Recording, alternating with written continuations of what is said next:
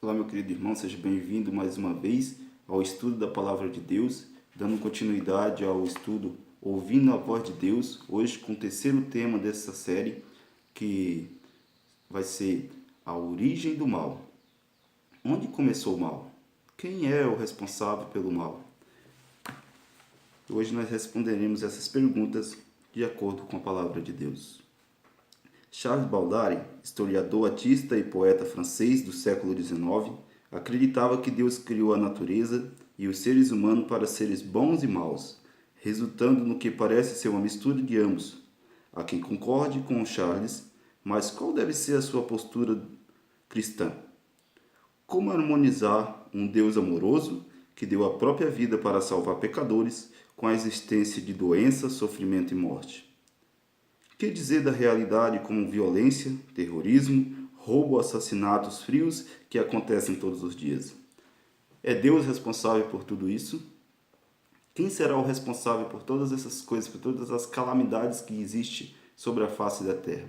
Quem é o responsável por toda lágrima, por toda morte que acontece na face da terra? E a primeira pergunta desse estudo hoje é a seguinte: que descrição a Bíblia faz de Lúcifer, o ex-líder dos anjos? Abra sua Bíblia em Ezequiel, capítulo 28, versículo 14, 15 e o 17. Ezequiel, capítulo 28, versículo 14, 15 e 17. E aqui lemos: Tu eras um querubim da guarda ungido, e te estabeleci, permanecias no monte santo de Deus. No brilho das pedras andavas. Perfeito eram teus caminhos, desde o dia em que fostes criado, até que se achou-se iniquidade em ti. Elevou-se o teu coração por causa da tua formosura, corrompeste a tua sabedoria por causa do teu resplendor. Lancei-te por terra, diante dos reis, te pus para que te contemple. Então, querido, aqui é uma descrição de Lúcifer antes que caísse. E a Bíblia diz que ele era perfeito em seus caminhos, que ele andava entre as pedras, ou seja, ele era o chefe de todos os anjos no céu. Antes de ser atirado para a terra, antes de ser denominado Satanás, o seu nome era Lúcifer, que quer dizer anjo de luz. E ele era o capitão das hostes celestiais. Mas a Bíblia diz que certo dia encontrou-se iniquidade em seu coração. Mas o que é iniquidade? O que a Bíblia diz ser iniquidade? Convido você a abrir a sua Bíblia em 1 João, capítulo 3, versículo 4. O que é iniquidade? O que se achou no coração de Lúcifer para que ele fosse atirado por terra? Aqui lemos 1 João, capítulo 3, versículo 4. Todo aquele que pratica o pecado também transgride a lei, porque o pecado é a transgressão da lei. Então, querido, o que é a iniquidade? A Bíblia diz que a iniquidade é a transgressão da lei, o pecado é a transgressão da lei. Então, Lúcifer era perfeito em seus caminhos, até o dia que se achou-se pecado no seu coração. Que outros pecados esse anjo cometeu? Isaías, para sua Bíblia em Isaías, capítulo 14, versículo 12 ao 14. Sua Bíblia no livro de Isaías, capítulo 14, versículo 12 ao 14. E aqui lemos: Como caíste do céu, ó estrela da manhã, filho da alva, como foste lançado por terra, tu que debilitavas as nações, tu dizias no teu coração. Veja o que de Satanás dizia, o que Lúcifer dizia ainda quando estavas no céu. Eu subirei ao céu, acima das estrelas de Deus exaltarei o meu trono, e no monte da congregação me assentarei. Nas extremidades do norte, subirei acima das mais altas nuvens e serei semelhante ao Altíssimo. Veja, querido, esse era um outro pecado de Lúcifer. Lúcifer queria ser igual a Deus. Uma vez que é criatura, queria ser igual ao seu Criador. E o seu desejo era estabelecer um reino tal qual o de Deus. Por isso reivindicou que o governo de Deus era um governo injusto, O governo de Deus era um governo opressivo, que havia leis, que havia as regras para serem seguidas. Mas eu te pergunto, qual governo que não estabelece regras? Qual governo que não estabelece leis a ser seguidas? Como que um governo vai ter bom êxito durante o seu governo se ele não estabelecer regras, se ele não estabelecer lei? Fica para você pensar. No céu, Lúcifer se contrapôs às leis estabelecidas por Deus. E a Bíblia diz que esse foi o seu mal, que esse foi o seu pecado. Não queria obedecer às leis estabelecidas por Deus. Leis essas que encontram-se em Êxodo, capítulo 20, que é a lei eterna de Deus. Qual foi o resultado dessa rebelião? O que aconteceu com Lúcifer depois que rebelou-se contra Deus? Abra sua Bíblia em Apocalipse, capítulo 12, versículo 7 ao 9. Apocalipse, capítulo 12, versículo 7 ao 9. E aqui lemos: Houve peleja no céu. Miguel e seus anjos pelejaram contra o dragão. Também pelejaram o dragão e os seus anjos. Todavia não prevaleceram, nem mais se achou no céu o lugar deles. E foi expulso o grande dragão, a antiga serpente, que se chama Diabo e Satanás, o sedutor de todo o mundo. Sim, foi atirado para a terra, e com eles os seus anjos. Então, querido, a Bíblia diz que não achou-se mais lugar para Lúcifer no céu. Uma vez que o governo de Deus já não era mais agradável a Lúcifer, não tinha por que ele permanecer lá. E a Bíblia diz que Jesus batalhou contra Miguel, contra Satanás, contra Lúcifer. Miguel e seus anjos. Miguel aqui é Jesus batalhando junto com todos os anjos do bem para que não se permanecesse mais ali aquele que reivindicava criar um reino tal qual o de Deus, aquele que se opunha às leis de Deus. E a Bíblia diz que o resultado dessa batalha, querido, foi que Satanás foi derrotado. E para onde ele foi atirado? É isso mesmo. Ele foi atirado para a terra. E é ele o responsável por toda a calamidade, por toda a desgraça, por toda a lágrima que cai na terra. É ele o responsável por toda a morte, por todo acidente, por toda a tragédia que acontece na face da terra, querido. Você já tinha parado para pensar nisso? Ou até aqui você pensava que Deus era o responsável? Porque esse é o papel que Satanás desenvolve. É isso que Satanás quer que você pense. Que ele é bonzinho. Talvez até que ele não exista. Ele quer culpar a Deus, querido, por toda a tragédia. Mas o verdadeiro responsável é Satanás. Por não ter limites. Por não obedecer à lei de Deus. Ele é o responsável por toda a tragédia, por toda a calamidade, por toda a morte, por toda a lágrima que é derramada nesse planeta. Mas tem esperanças que muito em breve tudo isso passará. E já não haverá mais choro, já não haverá mais lágrima, já não haverá mais dor. Mas viveremos eternamente felizes ao lado de Cristo.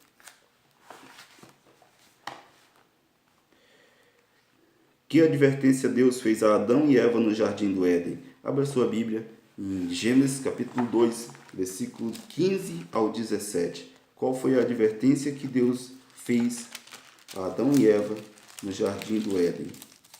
Gênesis 2, versículo 15 ao 17. E aqui lemos: Tomou, pois, o Senhor Deus ao homem e o colocou no jardim do Éden para o cultivar e o guardar. E o Senhor Deus lhe deu esta ordem: De toda a árvore do jardim comerás livremente, mas da árvore do conhecimento do bem e do mal não comerá, porque no dia que delas comeres, certamente morrerá. Então, querido, Deus deu uma ordem a Adão e Eva. Deus disse que eles não deveriam, em hipótese alguma, comer da árvore do conhecimento do bem e do mal. Deus criou um jardim lindo, perfeito, e ponhou o casal recém-formado naquele jardim para guardar e cultivar. Mas no meio daquele jardim existe uma árvore na qual Deus disse: essa é minha, essa reivindico para mim, essa é o teste de fidelidade de vocês. Dessa árvore vocês não devem comer, não devem tocar, não devem sequer olhar ou passar perto dela. Esse foi o teste que Deus fez com Adão e Eva, querido. Deus reservou para si aquela árvore, a árvore do conhecimento do bem e do mal. E disse que se eles comessem daquela árvore, eles morreriam. Contrariando a advertência de Deus, o que disse a serpente à mulher? Contrariando aquilo que Deus tinha falado. O que a serpente falou à mulher? Vamos conferir os textos. Capítulo 3 de Gênesis, versículo 1 ao 5. E aqui lemos: Mas a serpente, mais sagaz de todos os animais selváticos que o Senhor Deus tinha feito, disse à mulher: É assim que Deus disse, não comereis de toda árvore. Veja, querido, ora a insinuação que Satanás, através daquela serpente, fez para a mulher. É assim que Deus disse, de toda árvore vocês não comerão?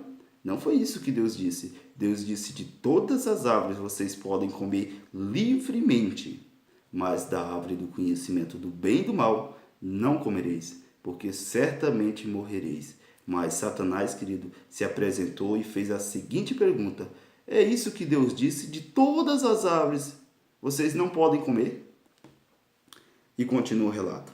Respondeu-lhe a mulher: do fruto das árvores do jardim podemos comer, mas do fruto da árvore que está no meio do jardim, disse Deus, dele não comereis, nem tocarei neles, para que não morrais. Aqui ela respondeu certo. Deus disse que não deveríamos comer e nem tocar dele, para que não viemos morrer. Mas veja o que Satanás disse através daquela serpente para Eva. Então a serpente disse à mulher: é certo que não morrereis. Veja, querido, Satanás agora tenta imprimir na mente de Eva de que Deus estava mentindo.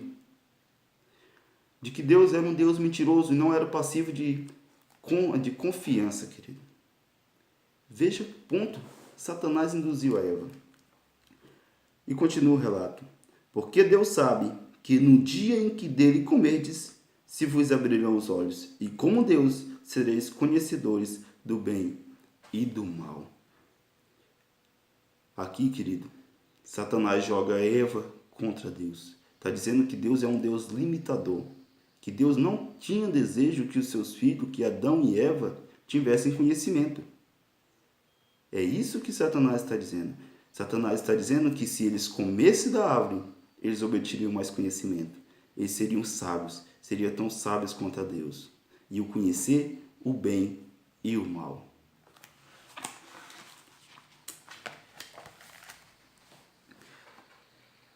Mas que certeza Deus transmitiu a Adão e Eva quando eles pecaram.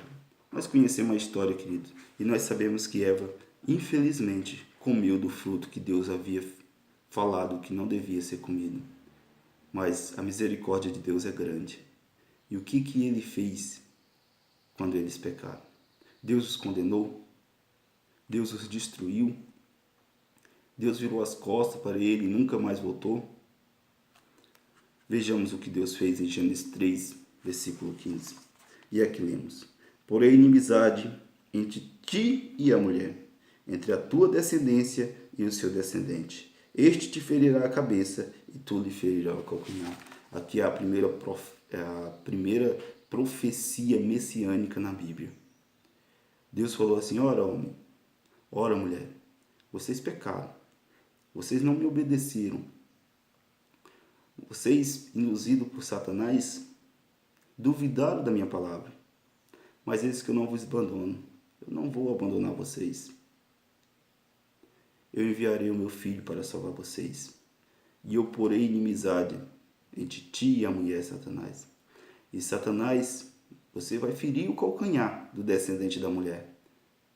Mas este, o descendente da mulher, Cristo Jesus, te ferirá a cabeça. Quando que Satanás feriu o calcanhar do descendente da mulher? Na cruz do Calvário, querido. Satanás achou ali ter derrotado Jesus, mas ele ressuscitou no terceiro dia. E muito em breve ele esmagará a cabeça da serpente. ele destruirá Satanás e o mal já não mais existirá. Você crê nisso? De que maneira Satanás nos engana hoje? Abra sua Bíblia em 2 Coríntios, capítulo 11, versículo 14 e 15. Qual que é a forma de engano que Satanás usa hoje? 2 Coríntios, capítulo 11, versículo 14 e 15.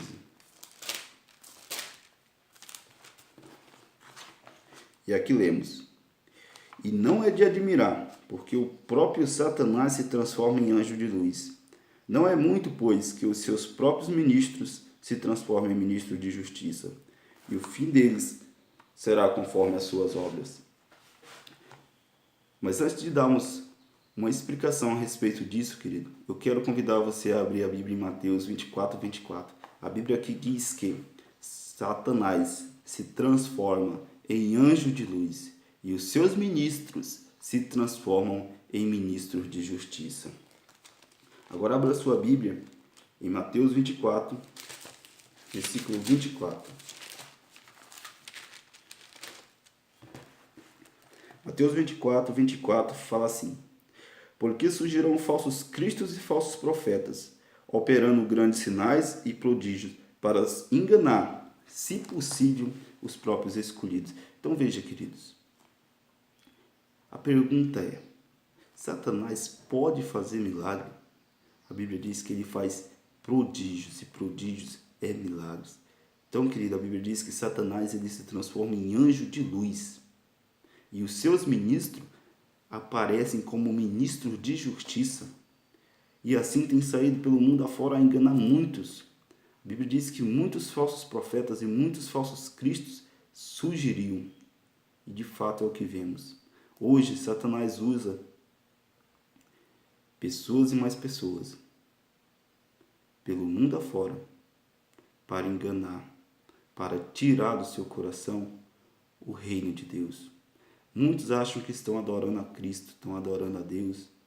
Muitos acham que têm uma experiência com Cristo por causa de milagres, por causa de revelações. Mas, querido, cuidado.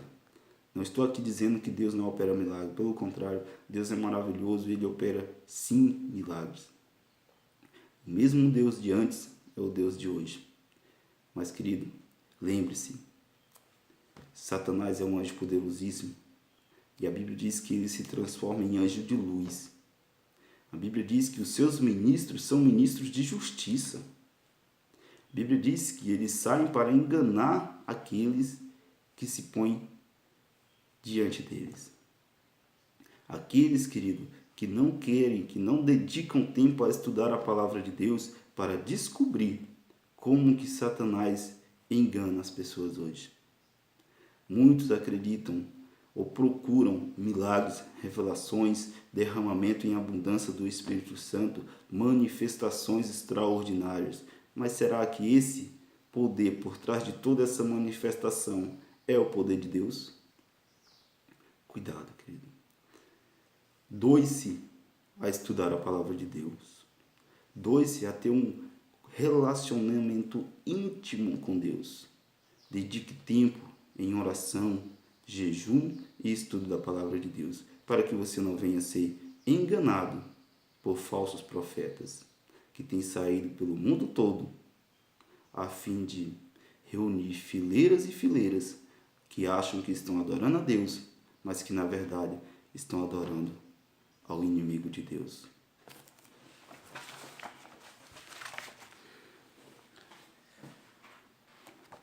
Contra quem Satanás está especialmente irado nos últimos dias?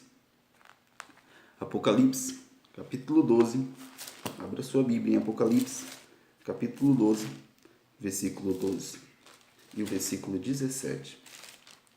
Apocalipse, capítulo 12, versículo 12 e depois o 17. Capítulo 12, versículo 12 de Apocalipse, aqui lemos: Por isso fertejais ao céu, e vós, ó que nelas habitais, ai da terra e do mar, pois o diabo desceu até vós, cheio de grande cólera, sabendo que pouco tempo lhe resta. Então, querido, mais uma vez aqui um relato bíblico de que Satanás foi atirado para a terra. O céu ficou alegre, ficou feliz, porque já não havia mais aquele que não concordava com o governo de Deus. Satanás e a terça parte dos anjos foram lançados para a terra. Mas vem a advertência: ai de vocês que habitam na terra. Por quê? Porque Satanás desceu até vós com grande ira, sabendo que pouco tempo lhe resta. E contra quem especialmente eles estão irados, Senhor? Contra quem especialmente Satanás e seus anjos estão irados? Mova seus olhos para o versículo 17, meu querido.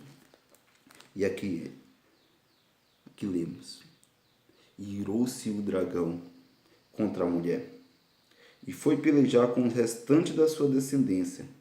Contra quem? Os que guardam os mandamentos de Deus e têm o testemunho de Jesus, e pôs-se em pé sobre a areia do mar. Querido, a Bíblia diz que Satanás foi guerrear contra a igreja de Deus. A Bíblia diz que Satanás foi guerrear, querido, contra aqueles que guardam os mandamentos de Deus e têm a fé em Jesus. Quais são os mandamentos de Deus?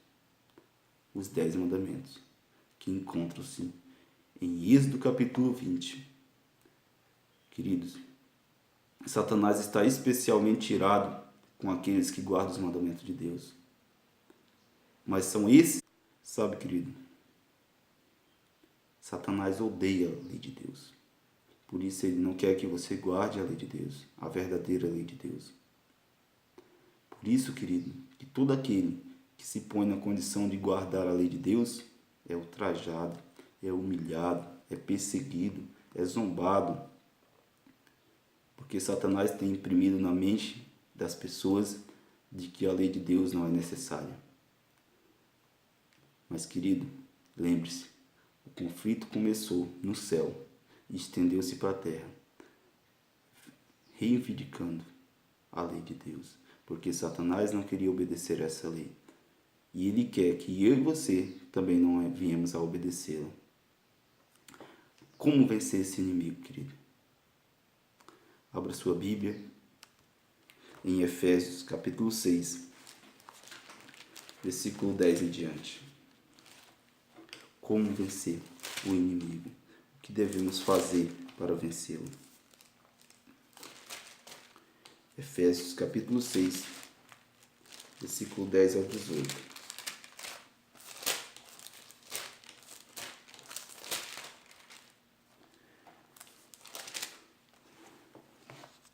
E aqui lemos: quanto ao mais, serdes fortalecido no Senhor e na força do seu poder. Revesti-vos de toda a armadura de Deus, para poderdes ficar firme contra a cilada do diabo. Versículo 12. Porque a nossa luta não é contra o sangue e carne, e sim contra os principados e potestades, contra os dominadores deste mundo tenebroso, contra as forças espirituais do mal, nas regiões celestiais. Sabe, querida, a sua luta não é contra o seu pai, contra a sua mãe, não é contra o seu irmão, não é contra os nossos vizinhos, não é contra o governo, não é contra a sociedade, querido. A nossa luta é contra Satanás, é contra anjos caídos. E a Bíblia diz que anjos poderosíssimos, anjos que se transformam em anjos de luz, que se fazem ministros de justiça para enganar. Por isso, querido, o convite de Deus é que eu e você nos revestimos da armadura de Deus.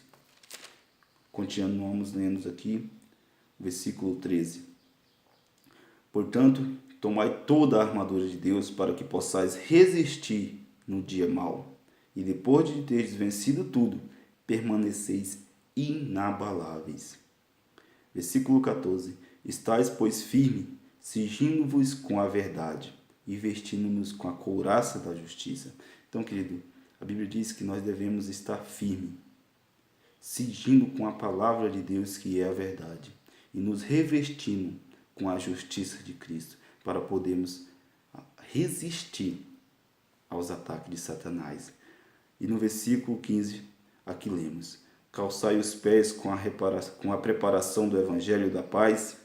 Versículo 16: embraçando sempre o escudo da fé, com o qual podereis apagar todos os dardos inflamáveis do mal. Tomai também o capacete da salvação e a espada do Espírito, que é a palavra de Deus. Com toda oração e súplica, orando em todo o tempo, no Espírito, e para isto vigiando com toda perseverança e súplica por todos os santos. Então a Bíblia diz que nós devemos, querido, tomar tempo no estudo da palavra de Deus.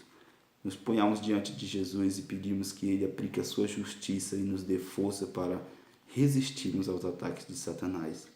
A Bíblia diz que nós devemos, querido, tomar tempo para orar um pelos outros, orar pelos santos, suplicando pela vida de nossos irmãos, para que Satanás não venha destruir nem a nós e nem aos nossos irmãos. Desejo a você, querido, ter uma vida vitoriosa. Esteja ao lado de Cristo. Se coloque nas mãos de Jesus. Estude a palavra de Deus. Conheça as verdades que Deus tem para você. Percorra, querido, o caminho estreito para alcançar a eternidade. E lembre-se que a sua luta e a minha luta não é contra os nossos vizinhos, não é contra nossos irmãos, não é contra os nossos familiares, mas é contra Satanás. Que eu e você possamos nos preparar, querido, para a eternidade. Feche seus olhos e vamos orar a Deus. Santo Pai, que habitas no mais alto céu, perdoa-nos, Senhor, por toda a nossa incredulidade. Perdoa-nos, Senhor, por muitas vezes que tenhamos nos punhado, Pai, contra a Tua lei e temos, Senhor, ouvido a voz de Satanás em nossas mentes. Mas, Pai, queremos nos colocar diante de Ti como pessoas, Pai, sinceras, que querem viver de acordo com a Tua vontade. Derrama sobre nós, Senhor, o Teu Espírito e nos ajuda, Pai, a vencer essa batalha espiritual com o poder e a justiça de nosso Senhor Jesus Cristo. E é em nome dele, Senhor, que te pedimos e agradecemos. Amém, Pai.